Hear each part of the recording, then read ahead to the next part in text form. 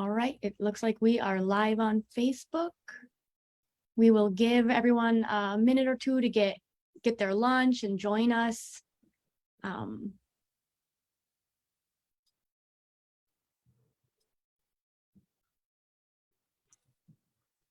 will watch the Facebook to see who joins. So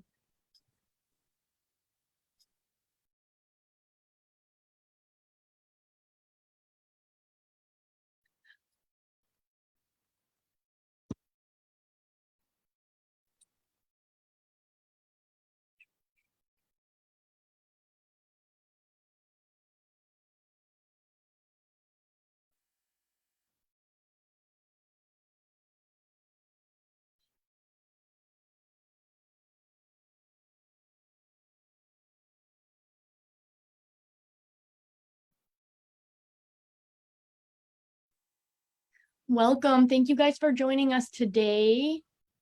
We have about 9 viewers now, so we'll give everyone a minute to get on. Thank you for joining us on your lunch break. I hope you are able to have your lunch with us. I already ate my lunch, so Adrian, did you give me access or am I sharing my screen yet? I will make you the host right now. Oh, so you should be fine to share your screen now. So Okay.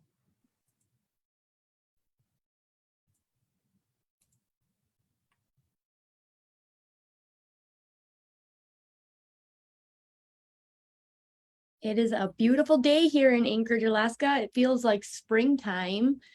Got a little snow going. Is the snow falling a lot harder there, Des? I don't have a window. Yes, yeah, it looks like it's coming down on us. Good. Yeah. Awesome. Well, since we only have an hour for the lunch and learn, we don't want to take up everyone's, most people are calling in on their lunch break. We can get started. So thank you all for joining us. Today's topic for lunch and learn is preparing for an interview, tips and tricks for landing that job. So we have TKC's HR department. I'll turn it over to Des. Great. Thank you so much, Adrian. Again, welcome and appreciate you joining us during your lunch hour. As Adrian said, we are going to be discussing preparing for an interview and different tips for you all.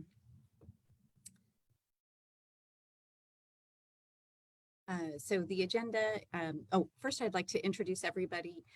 We have Kimberly Slifer. She's our benefits administrator here in Anchorage. And then we have Rhonda Diorio. She is our recruiter and she is out of South Carolina. And then we have Alex Sickles, who is a recruiter and she is out of our Virginia area. So we will each be kind of taking turns speaking during the presentation. And so the agenda for today, we're going to talk about types of interviews, and then we're going to talk about being prepared, what to bring and do, how to dress for success, your body and voice image, first impressions, types of different questions to ask, and then how to answer those questions and questions you should ask the interviewer, next steps after the interview. Then we have a fun, a couple of frequently asked questions, and we're going to kind of do a panel discussion and then the interview checklist. So here we go. So Kimberly, I'm going to go ahead and hand it over to you. Or Alex, sorry. It's to you, Alex. I've got the phone. Oh, okay. Phone interview. Okay. The types. So hi, everyone. I'm Kimberly Slifer, as Des mentioned. So there are several different types of interviews that you may encounter during your job search. The first type of interview is a phone interview. So phone interviews are commonly used by recruiters to pre-screen any applicants before referring them to a hiring manager. The pre-screen interviews are usually pretty short and consist of only a few questions, mostly to just verify if someone meets the minimum qualifications for that position.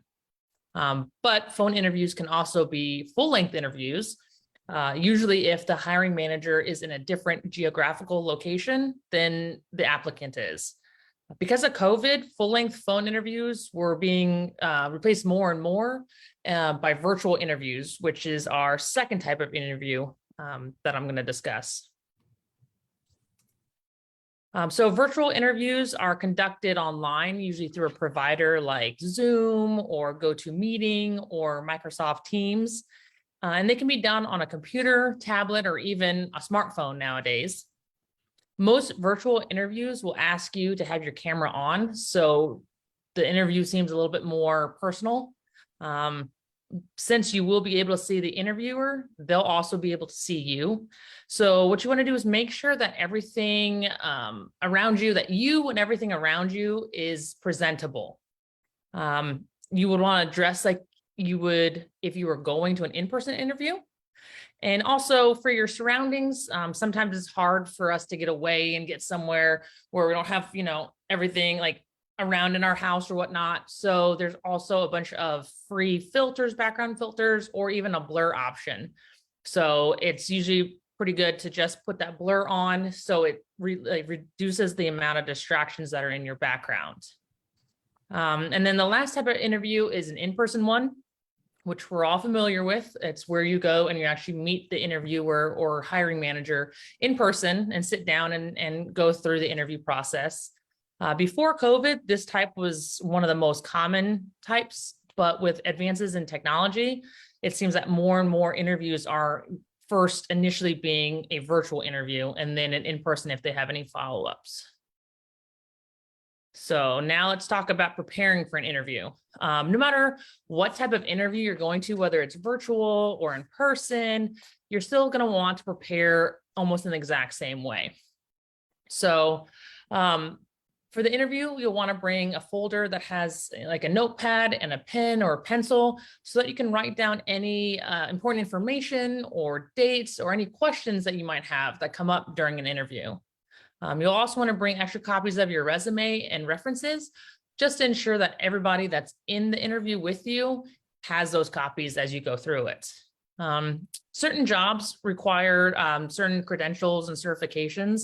So if you're interviewing for a job like that, it's always a good idea to bring copies of those required documents or requirements in a document form with you. Some of the most common documents that might be required for a job are letters of recommendation or job-related certificates like a welding certificate or maintenance certificate, things like that. Also, we've seen educational transcripts and work samples. So it's always good to bring copies of those so you can provide documentation that you are qualified with those credentials. Also, if you have an in-person interview, it's always a good idea to just bring an extra shirt in case something happens. When you go to an in-person interview, you always want to try and look your best. That's your first impression to your interviewer and to that company.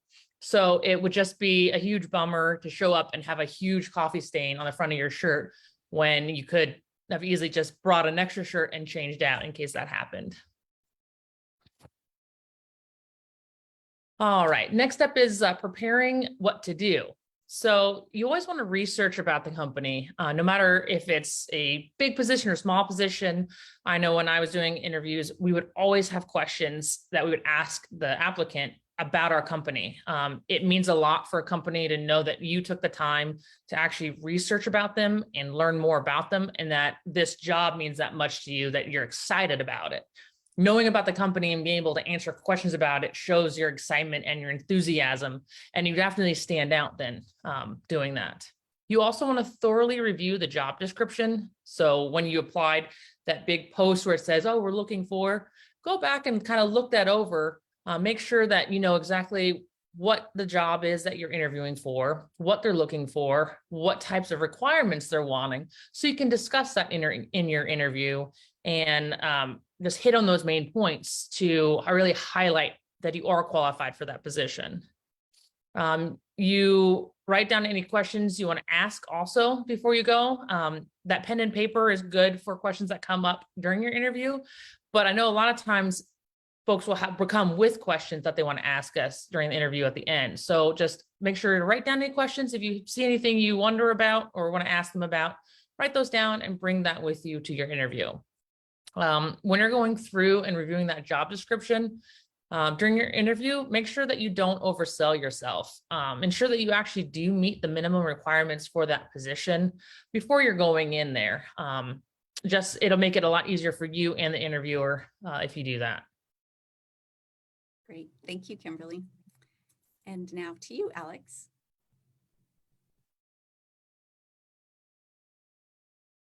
Okay. So to dress for success, you want to make sure that you are well groomed. This means making sure you have a haircut. If you are coming to the interview, make sure your hair is dry, your nails are clean, and just have an overall clean appearance. Your image is important. Better to be overdressed than underdressed. This is a good rule of thumb in general. You want to dress according to the type of interview you are going to. If it's office or retail, a suit is usually the way to go, but more formal attire is also appropriate. If it is a gym, you want to go with something sporty that would be more fitting. If it is a construction job, you can wear jeans and a nice shirt. Be comfortable in what you are wearing and ensure it fits. You want to make sure that ahead of time you have tried it on, that if it needs to be ironed, that's done, and that you're comfortable moving around in it. Generally, navy or darker colors are better to wear, but that can depend on what you're interviewing for. Like we talked about a gym or a construction job, that may not apply. But you do want to always avoid cologne and perfume.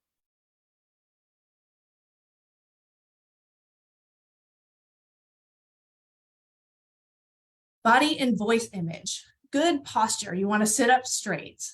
Firm handshake. With COVID going on, a handshake may not happen. You can take a cue from your interviewer on that. You want to lean forward while listening and answering questions. Hands above the desk. In an interview that is over the internet, you may not see the hands, but one of these. And make eye contact to show the interviewer that you are interested. Voice image.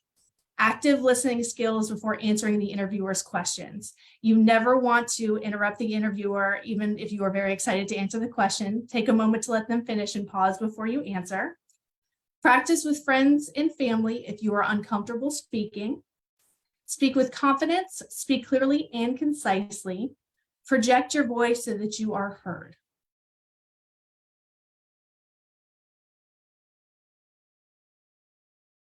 When you submit your resume, ensure you also submit a cover letter. This is an important first impression. Your cover letter should contain anything that is not in your resume, as well as standout things in your resume that you want to make sure are seen. The first words when you meet your interviewer are going to be important. You want to say things like, "It is a pleasure meeting with you. Thank you for taking this time to meet." And most importantly, show confidence. If in person, you want a firm handshake, shake hands with confidence.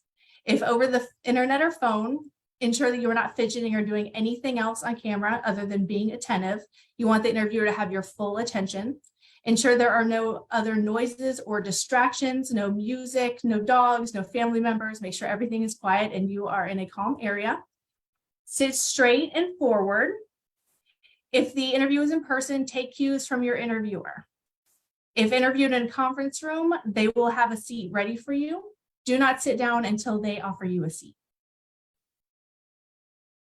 Thank you so much, Alex. And to you, Rhonda. All right, so now we're going to talk about different types of questions that could be asked. So close-ended questions are simple, informal answers. They're used quickly to gain basic information and verify credentials or experience. So they could be basically yes, no, or a one-worded answer. A couple examples could be, are you comfortable working in a remote or a hybrid environment? Or what's the longest you ever worked for your employer? As you see, they're simple, easy answers. Open-ended questions, they require thoughtful answers, and they're used to reveal attitudes and opinions. So these answers should be in-depth, specific, and concise.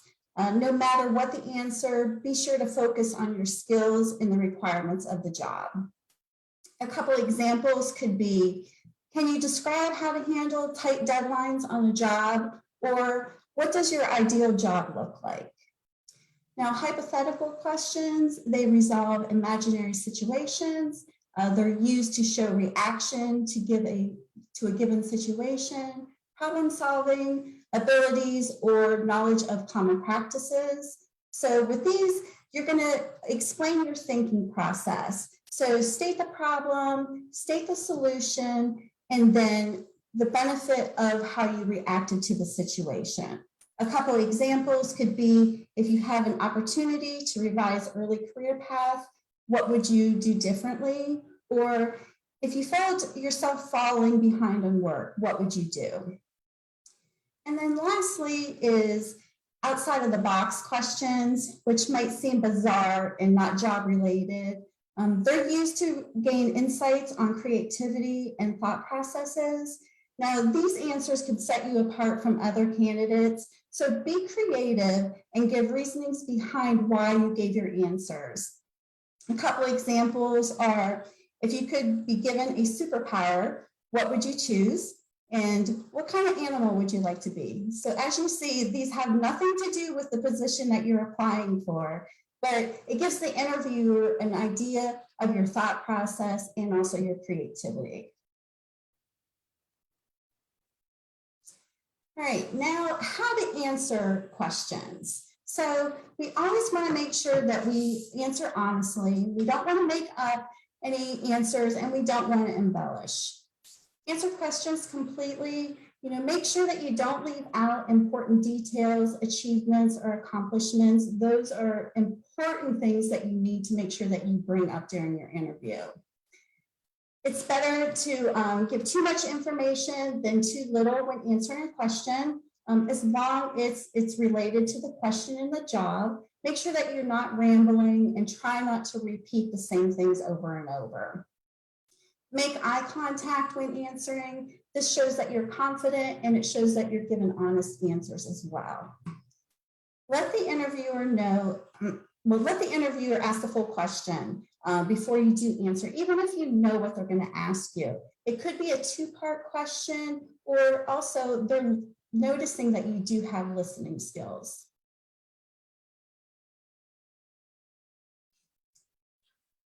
Next, questions you should ask. So when will I be notified? You want to know when they're going to be making a decision for the position. And also, how are you going to be notified? Are you going to be notified by email? Are you going to be notified by a phone call?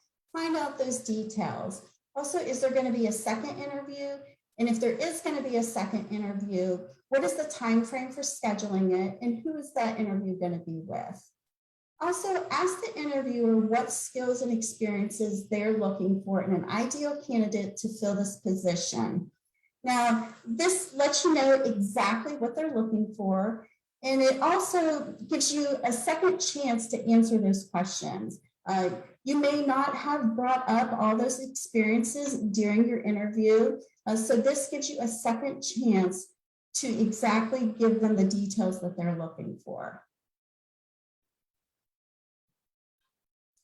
And next steps after the interview, make sure you send a thank you note or an email thanking them for the interview. This is another way to stand out from other candidates. What do you want to include in your thank you note? You want to, first of all, thank them for taking the time to meet with you. Make sure that you include what position you interviewed for, because they could be interviewing for several positions right then. Also highlight something that you guys spoke about during the interview, and then tell them your interest level for the position that you applied for. Even if you weren't selected, send a gracious thank you note anyways.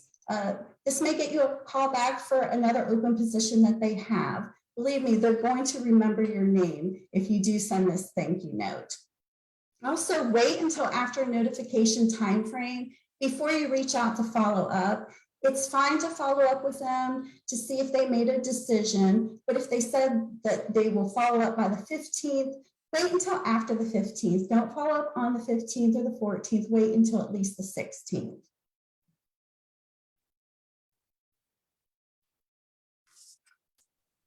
Thank you, Rhonda. All right, so now we're going to go ahead and step into the frequently asked questions, and this is going to be kind of a panel discussion. So let's see. The first question is, what if my interview is scheduled right after my current job and I don't have time to change? What should I do? time to change, you're going to want to let your interviewer know in advance that you're coming straight from work. This is very common and your interviewer will understand. Thank you, Alex. Question number 2, how do I answer a question I don't know the answer to? All right, so first of all, don't panic. This always happens. Never say, I don't know. Pause and take time to gather your thoughts. Repeat the question because this shows that they didn't make the question clear. You can always ask for clarification if you don't understand the question, and share what you can with them. If this is something that you've never done or you never heard of, state how important it is to you to learn new skills and that you're interested in learning more about this topic. You can always go back to this question later in the interview if you do think of other information to provide. Thanks, Rhonda. And question number 3, how do I answer a question about my previous job if I left there under bad circumstances? All right, so we want to make sure that we're always honest and truthful about what happened. And then we want to make sure that we do keep our emotions in check. Make sure that your response is professional. We never want to badmouth or bash, a prior manager, company, or a coworker. Loyalty ranks really high with an employer.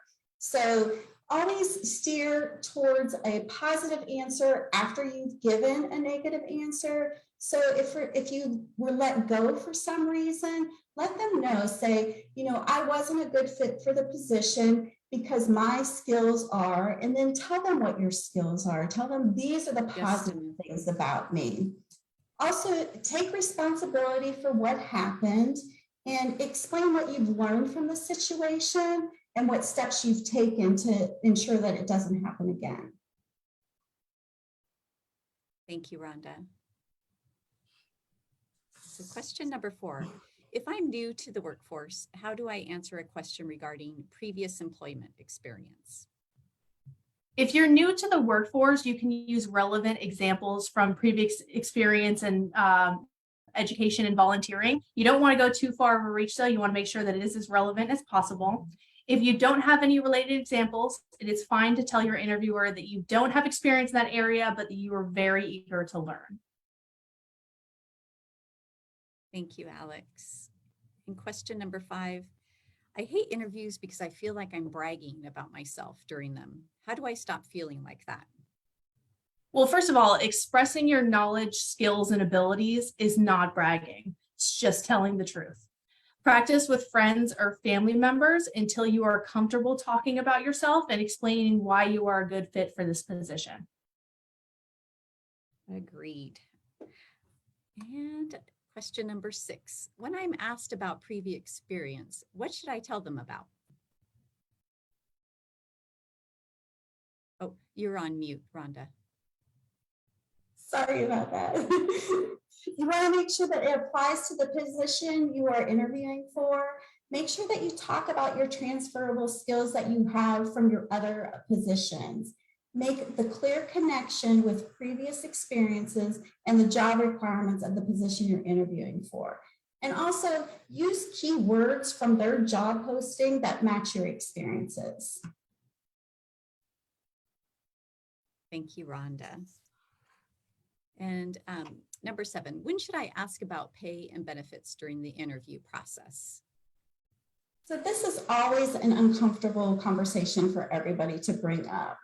First of all, make sure you do your research, find out what the average pay is for the position you're interviewing for in your area, because it does vary based on your area. First, focus on selling yourself. That is the first thing you want to do with your employer. You want to make sure that they don't think that you're just interested in money. You never want to ask about pay when they call to set up an interview or you're submitting your application to apply for the position. You can look for signs to see if they're interested in hiring you, such as if they ask the question, when can you start? Or can you provide references? These are definite signs that they are interested in you. So this is a good way to start that conversation, or always start it at the end of your interview. You always want to know before your second interview because you don't want to waste anybody's time. But also keep in mind that if you do ask this question, they may turn that question on you and ask you what you're looking for in pay. So I suggest when you do your research that you come up with a pay range, and that gives you room to negotiate when they talk about what they are going to offer. Thanks, Rhonda. And I would just like to add to that, I think people can definitely ask about benefits. And then as Rhonda mentioned, before the second interview, if you do receive a second interview, you can definitely ask, what the pay range is when the recruiter calls you or the hiring manager. I think that's very appropriate. Okay, on to question number 8. What should I say if I'm asked about a gap in my employment history on my resume or application? If asked about a gap in your employment history, be as honest with the interviewer as possible while also still being professional. Some examples of this may be, I was a stay-at-home mom during that time, or I was taking care of a sick relative, or even just a general, I had family obligations. You want to keep this one short. One sentence answer is fine, and just give a summary of the situation without going into detail. Thank you so much, Alex. So that is pretty much covers everything that we have for today. We're going to go through our interview checklist. So make sure you do arrive at your interview 15 minutes early at the location if it's in person. Obviously, if it's online, I would suggest trying to get online about 10 minutes early, making sure your technology is all set up and there are no issues. And then if it is in person, go to the office no more than 5 minutes before the interview. If you do get there too early, then the person that is interviewing you may not be ready and you may end up sitting there for a while waiting. As previously mentioned, make sure you dress appropriately for the interview. Know the interviewer's name and pronunciation. I think it's important. If you're not sure, make sure that you go ahead and ask the recruiter or whoever called you to schedule the interview. As well, if they only provide you with a name, I would ask for that person's title and or if there will be any other people in the interview. Make sure that you extend a warm greeting and a handshake for the interview, and wait to be asked to have a seat because they may have someplace that you want. They want you to sit. Make good eye contact and show enthusiasm. I think it is really important that you're enthusiastic and you're excited about the interview, the job that you're interviewing for, and have knowledge of the company, industry, and position. Again, review that job description, look online. Now it's really easy to look online and have a little bit more knowledge about the company that you're trying to interview for. And then be ready to answer and ask questions. I think it is always good to have a list of your own questions after you've researched the company. It can be some simple ones, but it is good to have at least 1 or 2 jotted down during the interview. So that is all we have for today. Again, I would really like to thank Rhonda, Alex, and Kimberly for helping out with this presentation today. And Adrienne, I'm going to hand it over to you. Yes, thank you guys all. And thank you for everyone that attended. This video will be on the Facebook page to be viewed whenever anyone has time. A lot of really great information, whether you're new to the workforce, rejoining the workforce, or looking for another job. So thank you guys all, and I hope you guys have a good rest of the day. Great. Bye, everyone. Bye. Thank you.